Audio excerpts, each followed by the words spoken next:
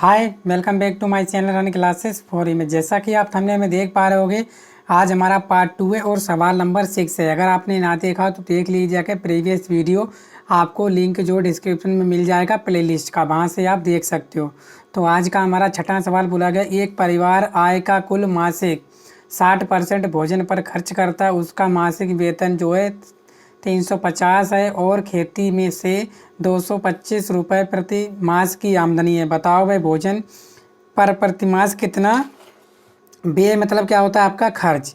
तो यहाँ पे जो जो आपको बोला गया है कि वो आपको लिखना है, ठीक है।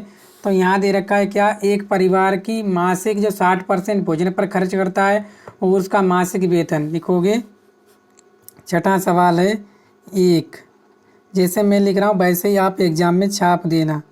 एक परिवार की क्या है आपका मासिक वेतन, मासिक वेतन कितना है आपका 350 रुपये और वह खेती से 225 प्रति मास की आमदनी है। और खेती से कितने कमाता है, ठीक है।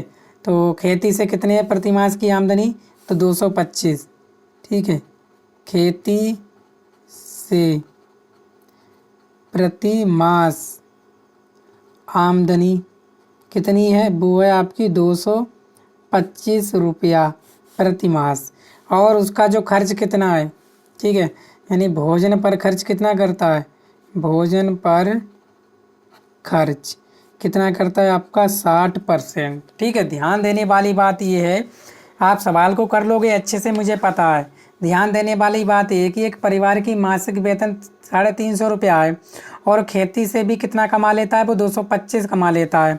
तो परिवार का कुल मासिक आय कितनी है, लिखोगे परिवार की कुल मासिक आय, मासिक आय कितनी हो जाएगी, तो वो हो जाएगी आपकी 350 प्लस 225। तो कितनी हो जाएगी, जब जोड़ोगे 5 और 2 5 7 3 2 5 575 रुपया। यानी कि परिवार की जो मासिक आय आ गई वो कितनी आ गई, 575 रुपया आए। खर्च कितना करता है, खर्च करता है आपका 60%। खर्च कितना करता है, 60% जो है वो खर्च करता है। हमने आपको एक बात बताई थी, जो भी आपका खर्च है, ठीक है ना, जो भी आपका खर्च कितना है 60%, आय कितनी है उसकी इतनी है, तो क्या हो जाएगा, तो उसका आपको क्या बताना है, व्यय, ठीक है, ये तो बताना है। प्रति भोजन पर प्रति मास खर्च लिखोगे, भोजन पर प्रति मास खर्च, जैसे मैं कर रहा हूँ वैसे ही। कितना आय कितनी है आपकी 575, कितने ख़त्म करता है वो 60%, 60 और बटे 100 हो गया। ये काट लो आप लोग, तो 1 0 से 1 0 और 2 पंजे 10 और 2 तियाँ 6, 5 एकम 5 और 7 है, 5 एकम 5 पचम 25। कितना आ जाएगा आपका 115 गुणा 3, तो 3 पंजे 15, 3 1 3 4, ठीक है, और 3 एकम 3, कितना आ गया आपका 345। वो भोजन पर कितना खर्च करता है एक महीने में, भोजन पर प्रति मास, व्यय लिख दो चाहे आप खर्च लिख दो, कितना कर रहा है वो 345 रुपये। तो यही आपका राइट आंसर हो गया, ठीक है। तो उम्मीद करता हूँ समझ पाए होंगे, सवाल अच्छा है और आपके एग्जाम में आता है, समझ में आया। देखो, एक परिवार की मासिक वेतन 350 था और वो अपनी खेती बाड़ी से भी कमा लेता है कितनी 225, तो कुल आमदनी कितनी होगी पूरे महीने की, तो वो हो गई आपकी 575 रुपया, हो गई नहीं हो गई पूरे महीने की। और वो भोजन पर ख़त्म कर देता है 60%, यानी कि आप जो उसकी आमदनी है वो उसी में तो अपना ख़त्म करेगा रुपया।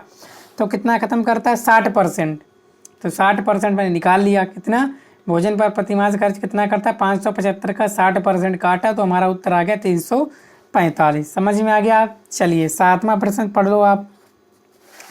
7वां प्रश्न ध्यान से पढ़ेंगे, ठीक है, बढ़िया प्रश्न है, एग्जाम में आता है। एक विद्यालय में कितने हैं 250 विद्यार्थी हैं, उनमें से 15% विद्यार्थी शुल्क मुक्त हैं, ठीक है। क्या बोला गया है कि आपके विद्यालय में जो है कितने 250 विद्यार्थी हैं, उनमें से 15% विद्यार्थी शुल्क मुक्त हैं। शुल्क मुक्त विद्यार्थियों की संख्या लिखोगे यहाँ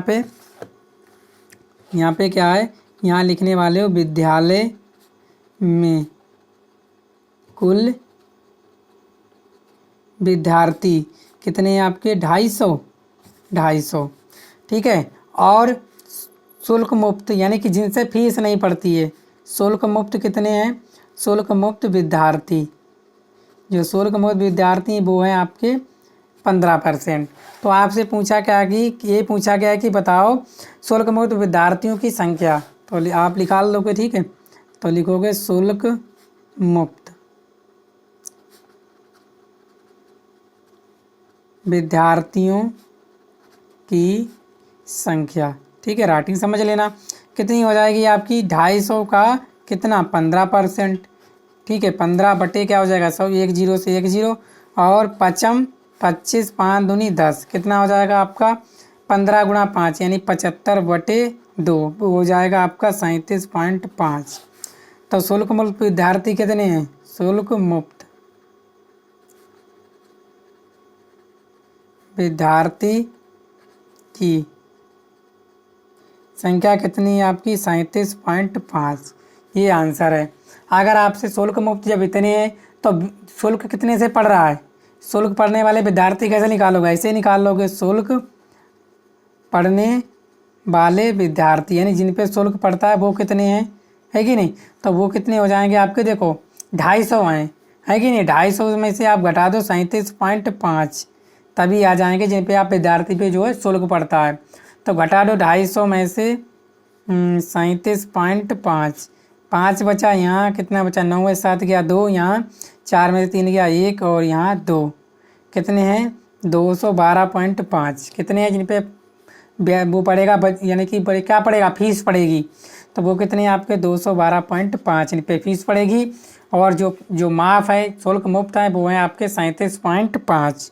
तो मैंने आपको बहुत ही अच्छे से प्यार से समझाया, तो उम्मीद करता हूँ आप लोग समझ पाए होंगे, ठीक है।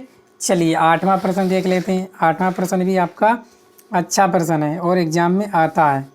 क्या बोला गया है कि एक मनुष्य अपनी आय का 90% व्यय करके ₹25 बचाता है, बताओ उसकी मासिक आय क्या है। यानी मनुष्य अपनी आय का कितना व्यय करता है 90% व्यय करके कितने बचाता है आपका ₹25 बताता है। तो माना, ठीक है, आय का, ठीक है। यहाँ पे देखो जो व्यक्ति है अपनी आय का कितना जो 90% क्या करता है, 90% क्या करता है व्यय का मतलब खर्च करके कितने बचाता है, वो कितने बचाता है ₹25 बचाता है।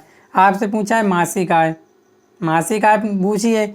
अगर आप चाहो तो आय डायरेक्ट निकाल सकते हो, ठीक है ना। देखो आय क्या होगी, मान लो आपने यक्स मान ली, तो यक्स का कितना 90 और बटे 100 बराबर कितना हो जाएगा आपका 25, ठीक है।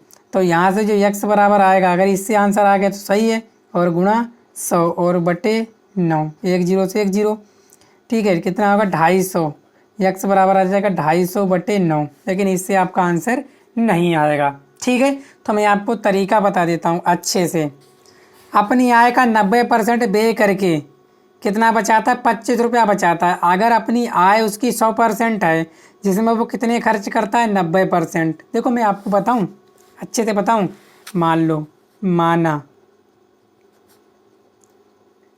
व्यक्ति की आय, कोई भी व्यक्ति है उसकी आय कितनी 100% है, कितनी है 100% है, कितनी खर्च करता है, कितनी खर्च करता है, देखो कितनी खर्च करता है आय का 90%, ठीक है।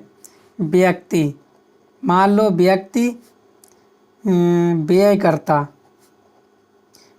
है मतलब खर्च करता है कितनी 90%, तब बचाता कितना है। तो एक फार्मूला होता है, मैंने आपको बताया था पहले वीडियो में, आय बराबर होता है आपका खर्च और कितना खर्च किया और कितना आपने बचत की। आय आपकी 100% थी, खर्च कितना किया है आपने 90%, ठीक है। 90% आपने किया है खर्च और प्लस ये क्या है आपकी बचत।